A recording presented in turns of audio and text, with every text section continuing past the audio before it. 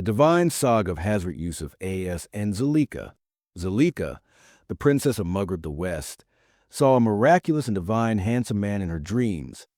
He was Hazrat Yusuf, alayhi salam. In the vision, that radiant man whispered to Zulekha, "You are mine and I am yours." Overwhelmed by the celestial call, Zulekha fell deeply in love. Royal comforts and worldly pleasures became meaningless to her as she became convinced that her destiny was intertwined with the land of Egypt. When a marriage proposal arrived from the Aziz Grand Vizier of Egypt, Zulekha accepted it without hesitation, believing him to be the man from her dreams. However, upon arriving in Egypt, she was heartbroken to find that her husband, the Aziz, was not the person she had seen. Instead, the luminous man from her vision was a humble servant in the palace, Hazrat Yusuf A.S. As Yusuf A.S. grew, his divine beauty, Noor, intensified, and Zulekha's affection for him deepened into an obsession. One day, she locked all 7 doors of the palace and beckoned Yusuf A.S. toward her. But Yusuf A.S., a man of unwavering faith and pure character, refused her, saying, "I fear Allah, and I shall never betray my master, the Aziz." As Yusuf A.S. attempted to flee the chamber, Zulekha chased him and tore his shirt from her back. At that very moment, they encountered the Aziz at the door. To save herself, Zulekha accused Yusuf A.S. of betrayal.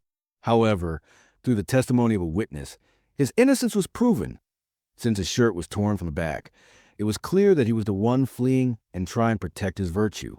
When the women of the city began to mock Zulekha for her infatuation, she invited them to a grand feast. She provided each of them with a fruit and a sharp knife. When Yusuf A.S.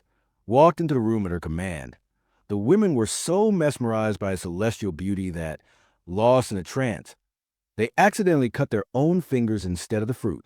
In awe, they exclaimed, "This is no mortal man. He is surely a noble angel."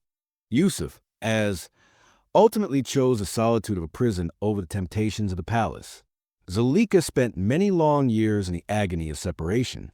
It is said she built a house made of glass so that she could witness Yusuf's presence in every reflection.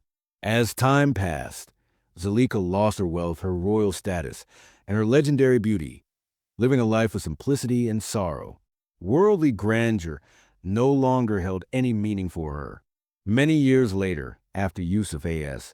had become the ruler of Egypt, they met once again. Seeing her state of repentance and her undying devotion, Yusuf A.S. prayed to Allah for her. By the miraculous mercy of Allah, Zulekha's lost youth and beauty were restored.